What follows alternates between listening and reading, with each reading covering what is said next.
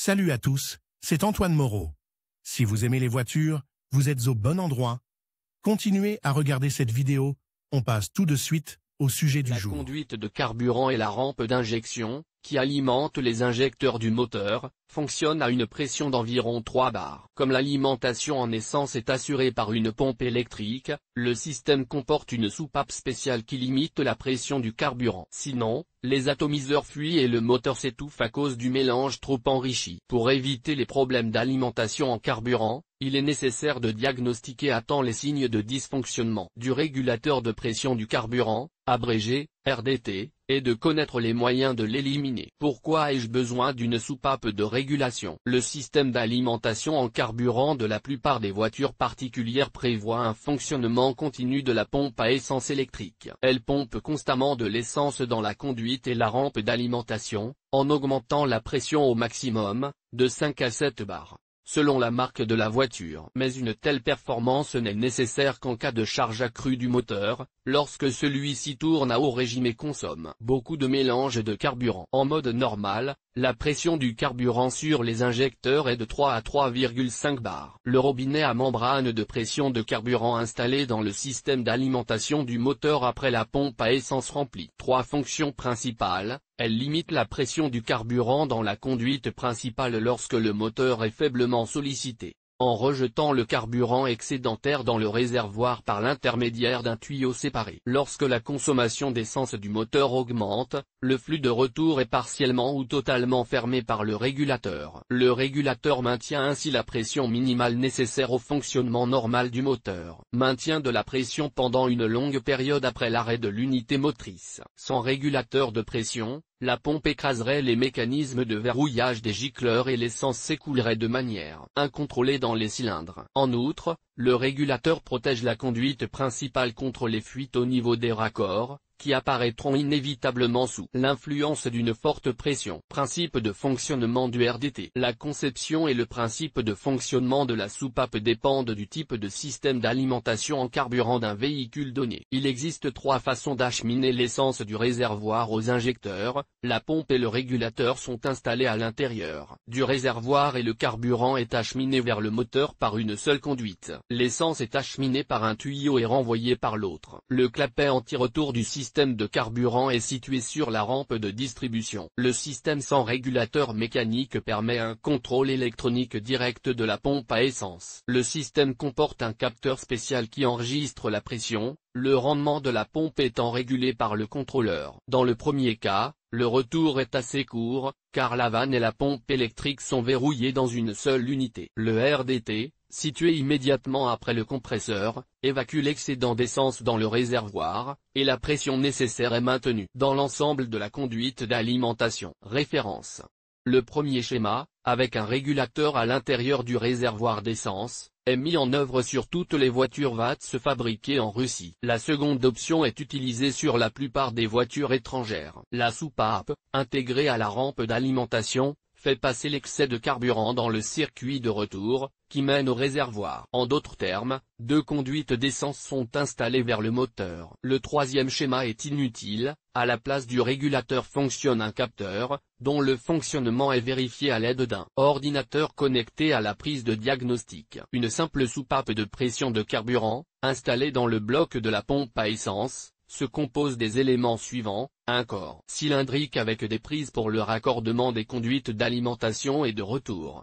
Membrane reliée à la tige de verrouillage. Le siège de la soupape.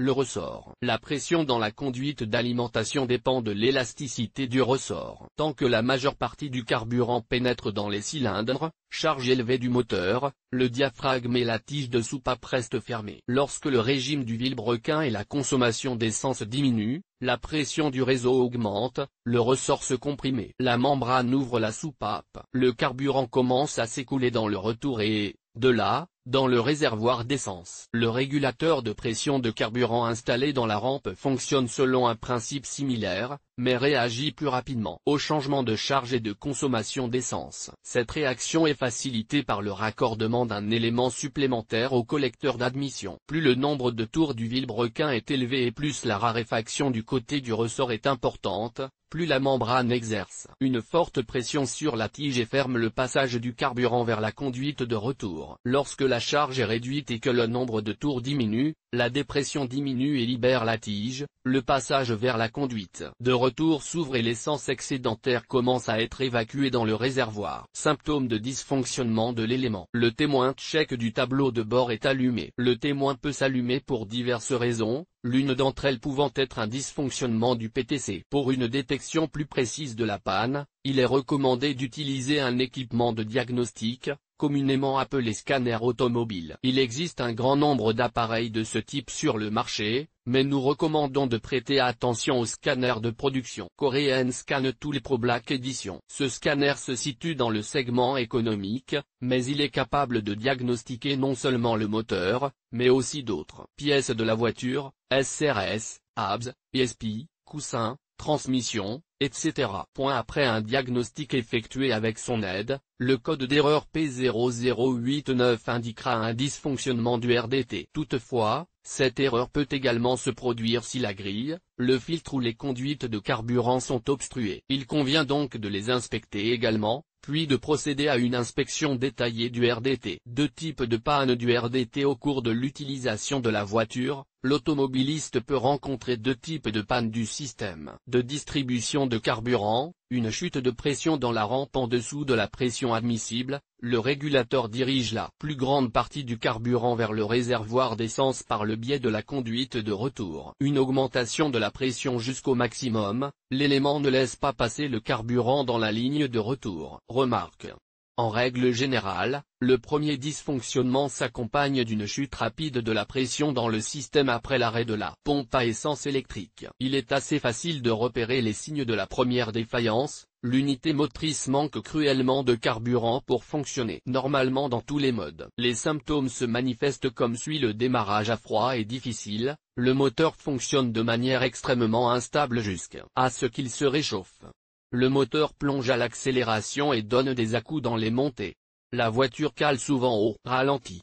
La consommation d'essence au 100 km augmente. L'augmentation de la consommation de carburant s'explique par les actions du conducteur qui tente de compenser le manque de mélange de carburant en appuyant sur la pédale d'accélérateur. La conduite dans un tel mode est assez difficile, il est préférable de vérifier sans tarder que le régulateur de pression de carburant est en état de marche. Lorsque le régulateur ne laisse pas passer l'excédent de carburant dans le réservoir, on observe les conséquences suivantes. En raison d'une pression trop élevée du côté de la rampe, les injecteurs commencent à fuir et remplissent les cylindres d'essence pure, et non d'un mélangeur carburant qui fonctionne. Le moteur démarre mal à chaud, rejette de la fumée noire à l'échappement, et l'on peut parfois entendre des claquements dans le collecteur d'échappement. Cela s'explique par la présence d'éclats de carburant non brûlés. La consommation augmente sensiblement. Des fuites peuvent être observées au niveau des joints des tuyaux de carburant. Une forte odeur d'essence est ressentie. L'expérience pratique montre que le manque de mélange de carburant est plus fréquent que la surabondance. C'est pourquoi le dysfonctionnement le plus courant du RDT est l'écoulement d'essence dans le tuyau de retour et le réservoir. Cause et méthode de dépannage. Si les signes ci-dessus sont détectés, il est nécessaire de vérifier l'efficacité du RDT de l'une des manières suggérées. Mesurer la pression dans la rampe d'alimentation, sa valeur doit être d'au moins 3 bars.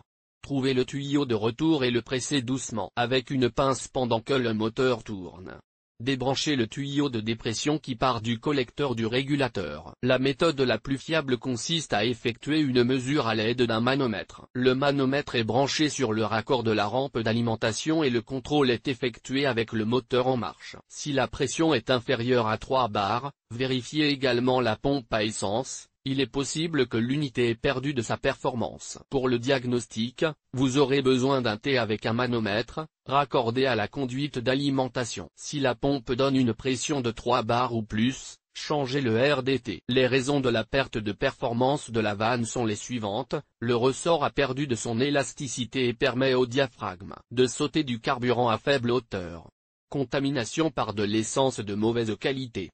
Blocage de la tige. En raison des particularités de sa conception, le corps de l'élément est roulé, la réparation du régulateur de pression de carburant est impossible dans la plupart des cas, la pièce devant être remplacée. L'option de rinçage et de purge n'est utile qu'en cas de colmatage à l'intérieur de l'élément. La pression sur la ligne de retour se fait au ralenti du moteur, de préférence à froid. Si le fonctionnement du moteur est stabilisé, il y a un problème au niveau du RDT ou de la pompe. Pour déterminer le coupable, il faudra encore mesurer la pression sur l'alimentation. En retirant le tube de dépression du collecteur, essayez de le faire à des vitesses plus élevées, si la soupape est en mauvais état. Le comportement de l'unité motrice ne changera pas.